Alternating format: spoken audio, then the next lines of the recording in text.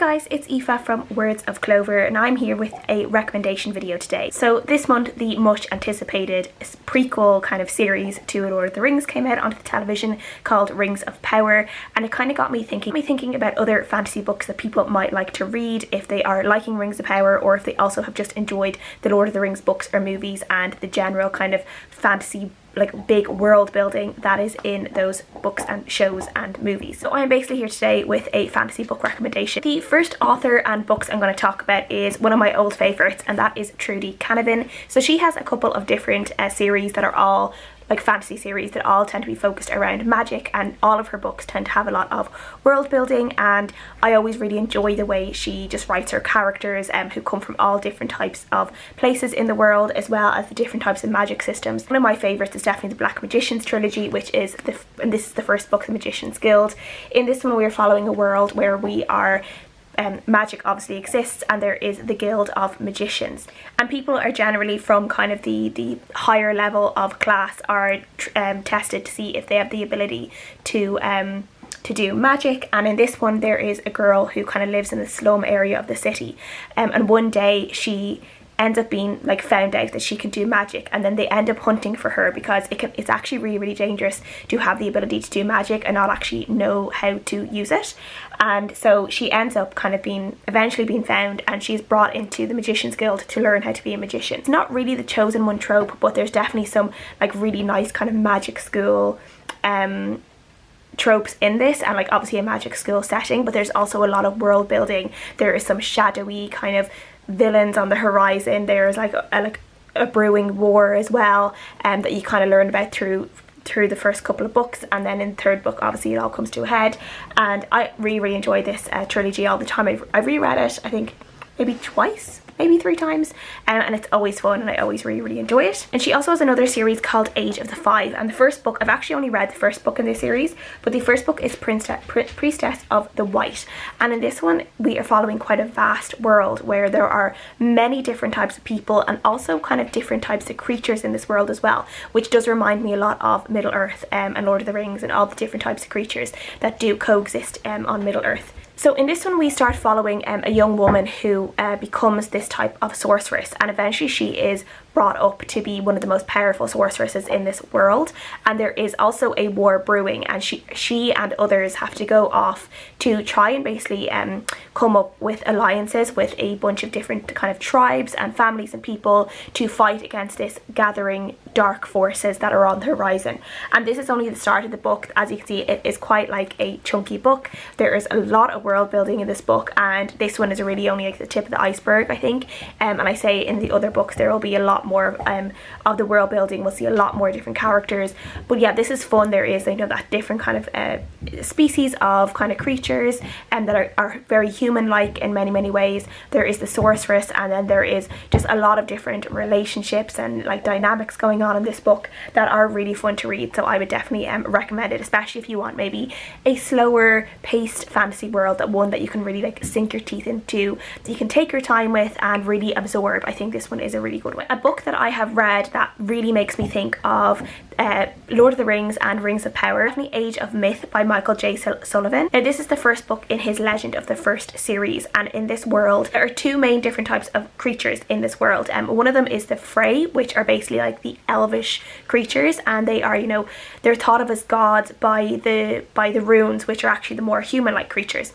And the Frey are basically, they're thought of like almost like gods. They are unstoppable, like they live really long lives, it's impossible to kill them, and they very much are, you know, they rule over the humans in this world, and they're not always particularly nice about it. They are quite violent and not like, no, there's not much empathy with them. And then one day a man actually manages to kill one of these Freys, and they find out that obviously like they are capable of being killed, and it kind of sparks something within the Runish people, and they start thinking about the fact that, like, you know, they can maybe stand up for themselves and gain a lot more independence than they have. And we start following a particular village of people who end up getting caught in a lot of this kind of going on, as like it almost like a rebellion starts to brew.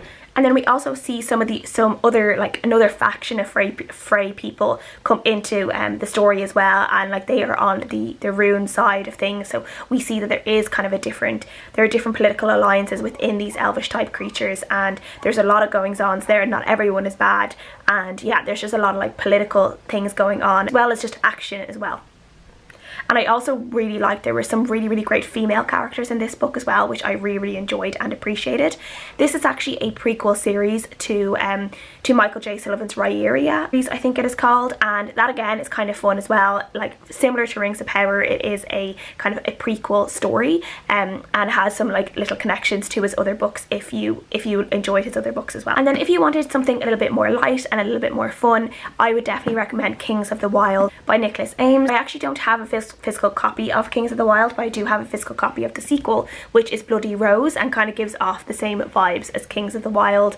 Kings of the Wild it's not one to be taken too seriously, but again, if you kind of just like fantastical elements in your reading, you like a little bit of action, you like a journey, and you like adventure, Kings of the Wild is one for you. If you don't want something that is extremely long, or it may be something that like, you know, you need to give loads of your attention to, it's probably a little bit of a faster read, because it has kind of like a more comedic, lighter side to it than other fantasy books. And in Kings of the Wild, we are in a world where there are kind of these traveling band of mercenaries, and they become really famous for killing monsters, and there is loads of them. And we are following a group who in their heyday, so these guys are all in like their 40s, 50s at this stage when we meet them, but when they were in their 20s, they were like one of the most famous bands of mercenaries, monster killers that there were, and they're kind of living out their retirement. And then one day one of their ex-band members knocks at the door and says that his daughter, who is actually Rose in the sequel, who is this person here, his daughter Rose is in trouble. She has gone off to fight these monsters in this far part of the world they are in, and she is now trapped and like kind of besieged by this horde of monsters, and he wants to go and save her, but he wants his friends and his old band members who he can trust and who he knows will always have his back. He wants them to go with him, and they decide that they will, you know, pick up their swords again and go with him and go on this one last big adventure together.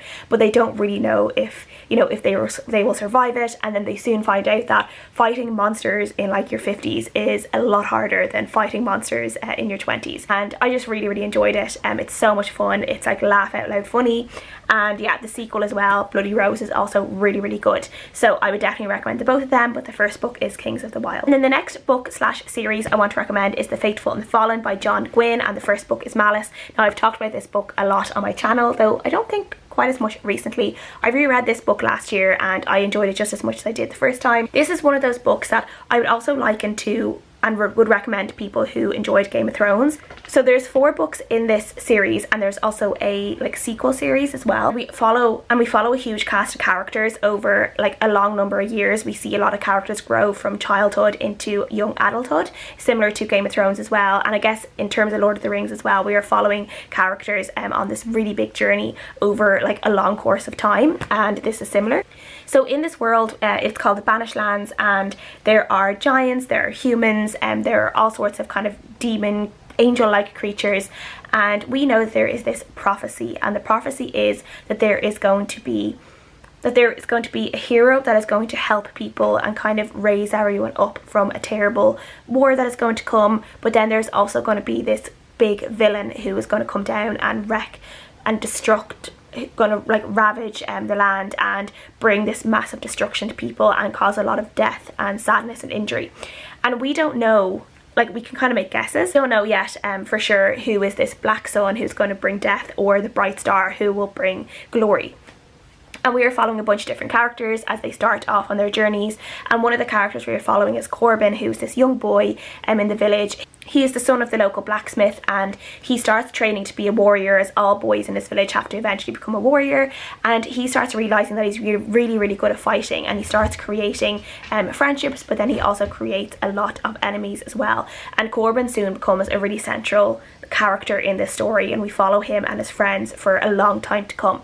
And this is a book that is just really immersive. I become really attached to all the characters. Again, there are some really great female characters in this series. Not like we kind of just first meet a lot of the book characters in this book, but in the future books we get a lot more emphasis on the female characters in the story as well. and the story is just really, really good and really just a fantastic one to sink your teeth into. Those are some fantasy books that I would recommend if you are currently enjoying Rings of Power on television. Please let me know if you guys have any fantasy books that you would also recommend, if you guys have been watching the series on TV and if you enjoy it. I would love to know. Thank you guys so much for watching as always, and I'll see you guys again next time.